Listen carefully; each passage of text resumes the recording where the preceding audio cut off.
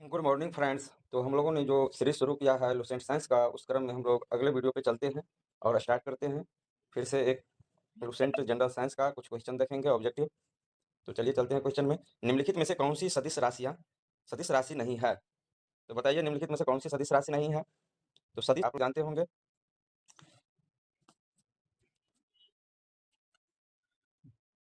सदिश राशि और अदिश राशि। तो सदिश राशि वो होती है जिसमें मात्रा और दिशा दोनों होती है, वो सदिश राशि। और जिसमें केवल मात्रा होती है, कोई दिशा नहीं होती है, वो अदिश राशि। तो निम्नलिखित में से कौन एक सदिश राशि नहीं है? तो सदिश राशि नहीं है, देखिए, जिसमें केवल मात्रा होती है, दिशा नहीं होती है, वो सदिश राशि नहीं होगी, वो अदिश राशि होगी। तो आंसर डी द्रव्यमान जो है केवल मात्रा होती है, सदिश राशि। अदिश राशि है, निम्नलिखित में से कौन सी अदिश राशि है? Question number 26। तो ऊर्जा। ऊर्जा जो है एक अदिश राशि है, क्योंकि इसमें केवल मात्रा होती है, दिशा नहीं होती है। चलिए अगले क्वेश्चन पे चलते हैं। निम्नलिखित में से कौन सी एक सदिश राशि है? संवेग, दाब, ऊर्जा, कार्य। तो बताइए सदिश राशि कौन सी है? तो इसमें संवेग जो है, मोमेंटम जिसको बोलते हैं, मास इंटू वेलोसिटी। तो वेलोसिटी जो है, वेग जो है, एक सदिश राशि होती है, इसीलिए ये संवेग जो है एक सदिश राशि होगी। निम्नलिखित में से कौन सी राशि सदिश नहीं है? देखिए निम्नलिखित में से कौन सी राशि सदिश नहीं है? तो विस्थापन, वेग, बल और आयतन। तो इसमें से आयतन जो है सदिश राशि नहीं है, यह एक अदिश राशि है, बाकी सभी सदिश राशि है। निम्नलिखित में सदिश राशि है, निम्नलिखित में सदिश राशि कौन सी है? देखिए, तो इसमें जो है वेग,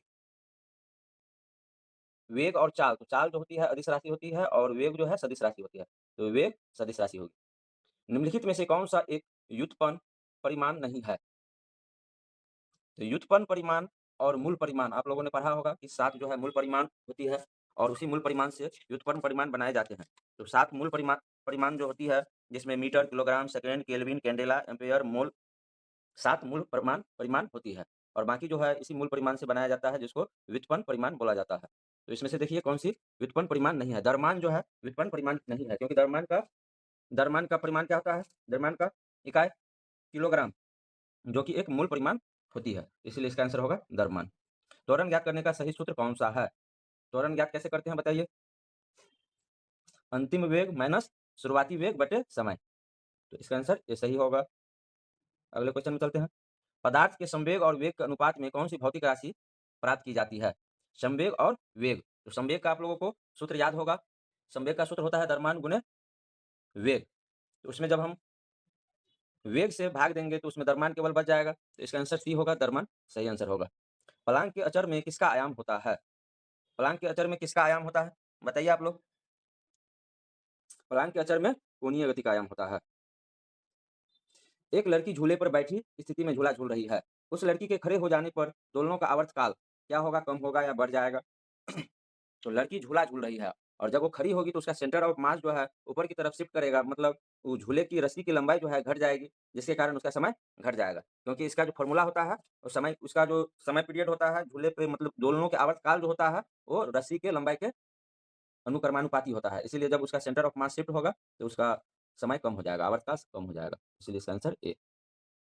घूर्णन करती एक गोल मेज पर अचानक एक लड़का आकर बैठ जाता है। मेज के कोणीय वेग पर क्या प्रभाव पड़ेगा?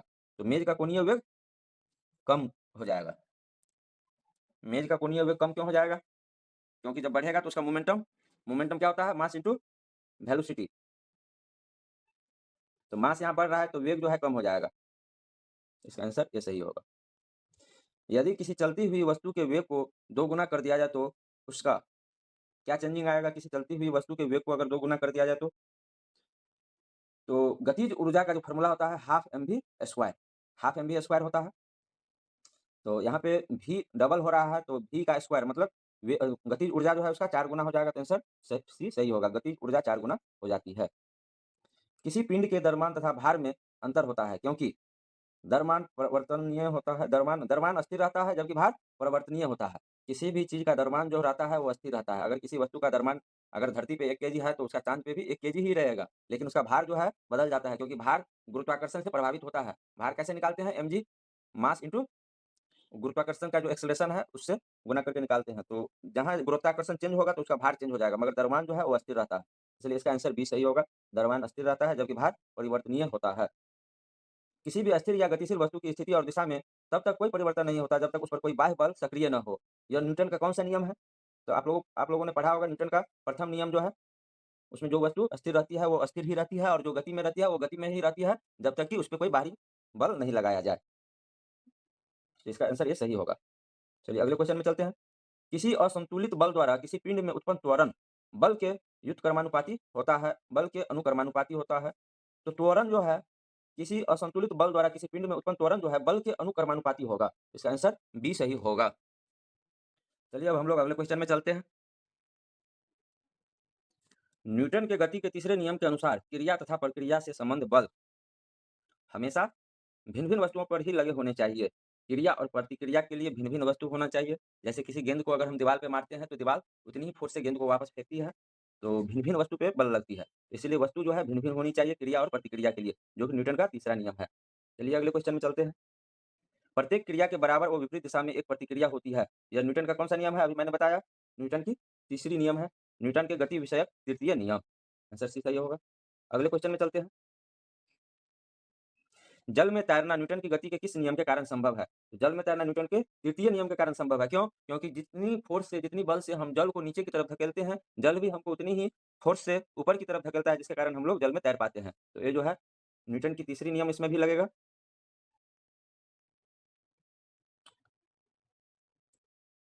अगले क्वेश्चन में चलते हैं, क्वेश्चन नंबर 43। कोई पिंड जब एक विरामावस्था में ही बना रहेगा, जब तक उस पर कोई बाह्य बल कार्य नहीं करता, यह कथन किसका है? तो अभी मैंने बताया था न्यूटन का प्रथम नियम जो है, उसमें कोई भी पिंड विरामावस्था में है तो विरामावस्था में ही बना रहेगा और अगर गतिशील है तो गतिशील ही रहेगा, जब तक कि उस पे कोई बाहरी फोर्स नहीं लगाया जाता है। तो ये न्यूटन का प्रथम नियम है, तो ये न्यूटन का कथन। किसी पिंड के उस गुणधर्म को क्या कहते हैं, जिससे वह सीधी रेखा में विराम या एक समान गति की स्थिति में किसी भी परिवर्तन का विरोध करती है?